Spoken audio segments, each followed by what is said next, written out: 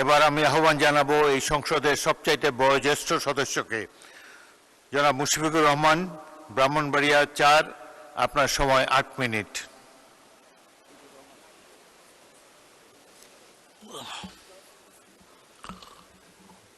বিসমিল্লাহির রহমানির রহিম। আসসালামু আলাইকুম।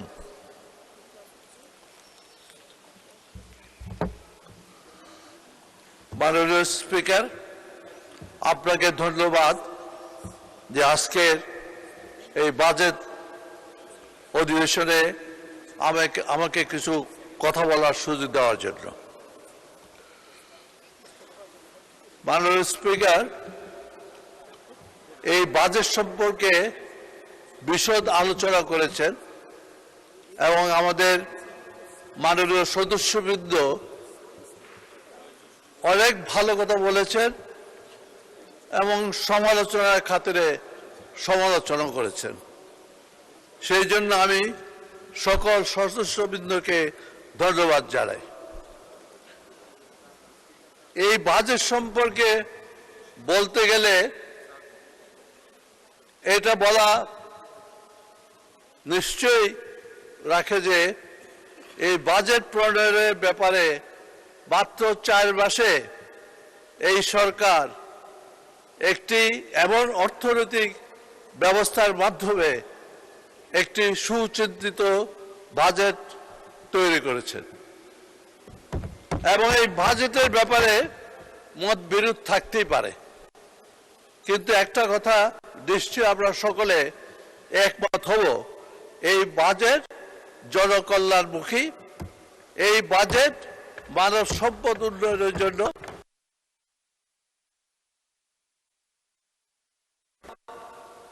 বেকার সমস্যা দূর করা অর্থাৎ কর্মসংস্থানের জন্য।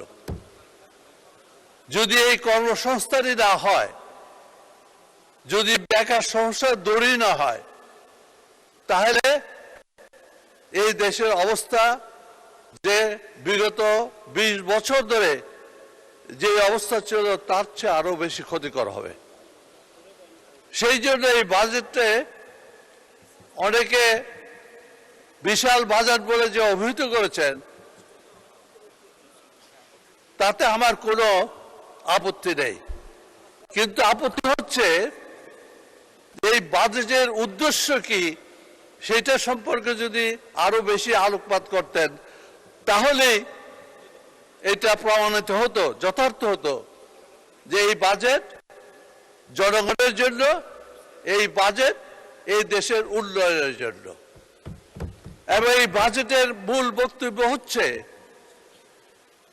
বিনিয়োগ বৃদ্ধি এবং বিনিয়োগ বৃদ্ধির মাধ্যমে জনগণের আয় বৃদ্ধি এবং বিনিয়োগের মাধ্যমে কর্মসংস্থান সৃষ্টি করা। এবং যদি সেই বিনিয়োগই না হয় এবং যদি আমরা সেই চিন্তা ভাবনা না করি, তাহলে অল্প বা ছোট বাজেট দিলেই কি হবে বা বড় বাজেট দিলেই কি হবে। এই বিশাল বাজেটের সবচেয়ে বড় জিনিস হলো বাস্তবায়ন, এবং এই বাস্তবায়ন সম্ভব আমরা সকলে সম্মিলিতভাবে যদি এই বাজেটকে বাস্তবায়নের দিকে এগিয়ে যাই। এবং আমার মনে হয় যে আমরা এই আমরা যদি সকলে মিলে ঐক্যবদ্ধভাবে চাই, তাহলে এই বাজেট বাস্তবায়ন করা সম্ভবপর হবে এবং যেই উদ্দেশ্যে বাজেট প্রণয়ন করেছে তারও উদ্দেশ্য সাধন হবে। তাই আমি অনুরোধ করব, বাজেটকে এমনভাবে দেখতে হবে যেন এই বাজেট শুধু সরকারি দলের যে ভিশন আছে, যে কর্মসূচি আছে, সেই কর্মসূচির প্রতিফলন হয়। আপনারা অনুগ্রহপূর্বক লক্ষ্য করবেন, বিএনপি এমন একটি জনগণের দল, যে দল গত 2001 বা এর আগেও একটা ভিশন নিয়ে চলে। সেই ভিশন 20 সেই ভিশন 30-40 এই ওই ভিশনেরই প্রতিফলন এই ধারাবাহিকতা এই বাজেটে প্রতিফলন হয়েছে। তাই এই প্রতিফলন এই বাজেটের ধারাবাহিকতা চলছে শহীদ রাষ্ট্রপতি জিয়াউর রহমানের আমল থেকে আমাদের মাননীয় 3 বারের প্রধানমন্ত্রী বেগম খালেদা জিয়া আর বর্তমানে এসে আমাদের নেতা জনাব তারেক রহমান এবং তারই প্রতিশ্রুতি পালন করেছেন আমাদের অর্থমন্ত্রী। কাজে আমি মনে করব এই বাজেটকে আমরা যদি এগিয়ে নিতে চাই তাহলে তার মূল কাজ হলো বাস্তবায়ন। আর আমাদের সেই বাস্তবায়নের বাধা কোথায় সেইটাই আমাদের দিক নির্দেশনা দিতে হবে। আমার মনে হয় এই বাজেটের মধ্যে সবকিছু হলো গভর্নমেন্টের ডেলিভারি সিস্টেম, গভর্নমেন্ট কিভাবে সার্ভিসটাকে ডেলিভারি করবে, এবং আমার মনে হয় আমাদের সেদিকে বিশেষ করে নজর দেওয়া দরকার।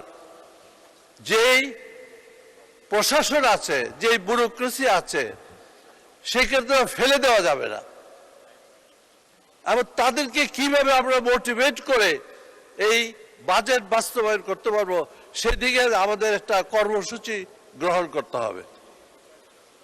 এবং তাদের ছাড়া, প্রশাসন ছাড়া কোনো বাজেটই বাস্তবায়ন করা সম্ভবপর নয়। আমরা যারা রাজনীতি করি আমরা সেই প্রশাসনকে সঙ্গে নিয়ে যাতে জনগণের উদ্দেশ্যে যে বাজেট প্রণয়ন হয়েছে সেটা যাতে আমরা বাস্তবায়ন করতে পারি সেদিকে আমাদের এগিয়ে যেতে হবে। কাজে আজকে আমি এটুকু বলবো, বাজেট একটি উৎপাদনমুখী বাজেট হয়েছে, বাজেট একটি মানব সম্পদ উন্নয়নের বাজেট হয়েছে, এবং বিশেষ করে লক্ষণীয় এই বাজেটে যে শিক্ষা খাত এবং স্বাস্থ্য খাত অতীতে কোনো বাজেটে এত অগ্রাধিকার দেওয়া হয়নি। কাজে আজকে যদি আমরা এই শিক্ষাকে আধুনিকভাবে বিজ্ঞানসম্মতভাবে যদি এগিয়ে দিতে পারি তাহলে আমরা দক্ষ জনশক্তি সৃষ্টি করতে পারবো, কারিগরি শিক্ষা বৃদ্ধি পাবে, এবং আমাদের দেশের যে আয় বর্তমানে হচ্ছে, যেটা দুইটা নির্ভরশীল খাত হলো, একটা জনশক্তি রপ্তানির উপরে, আর এটা হলো আমাদের গার্মেন্ট ইন্ডাস্ট্রি। কিন্তু গার্মেন্ট ইন্ডাস্ট্রিও বড় হলো এখন আমাদের মাননীয় সদস্য, মাননীয় 2 মিনিটে শেষ করেন, আপনি আরো 2 মিনিটে শেষ করেন। আমি বেশি কিছু না বলে শুধু একটু কথা বলবো আমার নির্বাচনী এলাকা সম্পর্কে। আমার নির্বাচনী এলাকা সীমান্তবর্তী এলাকা।